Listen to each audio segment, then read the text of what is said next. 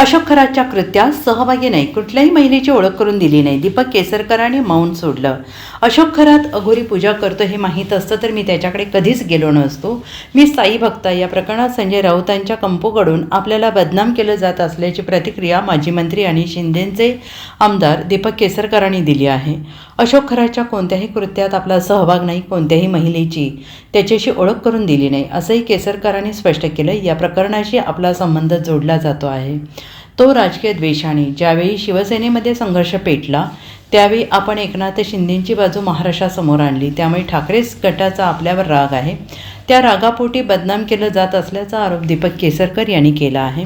मी साईबाबांचा भक्त आहे, त्यामुळे मी कुठली अघोरी पूजा किंवा कृत्य करत नाही, असं केसरकर यांनी म्हटलेलं आहे. शेकडो महिलांचं लैंगिक शोषण केल्याप्रकरणी भोंदूबाबा अशोक खरातवर कारवाई करण्यात आली. या प्रकरणी खरातसोबत माजी मंत्री दीपक केसरकरांचा फोटो समोर आला आहे. त्यानंतर ठाकरे गटाच्या वतीनं केसरकरांवर आरोप करण्यात आलेला आहे. दीपक केसरकर हे अशोक खरातचे पार्टनर होते असा आरोप सुषमा अंधारे यांनी केला आहे.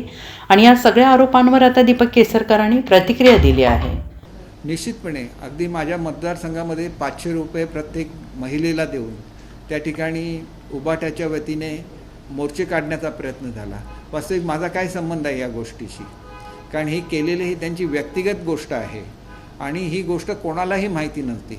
माझ्याकडे एखादी तक्रार आली असेल आणि त्याची मी दखल घेतली नसती तर माझा दोष मी मानू शकलो असतो किंवा त्यांना वाचवण्याचा कुठलाही प्रयत्न मी केला असता तर तो मनुष्य दोषी असू शकतो. केवळ ओळख असल्यामुळे ते करत असलेल्या वाईट कृत्यांशी आपला संबंध नेऊन जोडणं हे संपूर्णपणे चुकीचं आहे. आणि हा सगळा प्रयत्न उबाटाकडून होतं. ज्यांच्या नेत्यांनी त्यांच्या मंदिराला पाण्याची लाईन आणून दिली, त्यांच्या मंदिराला निधी दिला, तेच लोक आज असा आरोप करतायत. म्हणजे त्यांनी केलं तर ते योग्य आहे आणि दुसरं कोण मंदिरात गेलं तर ते चुकीचं आहे असं म्हणणं हे साफ चुकीचं आहे.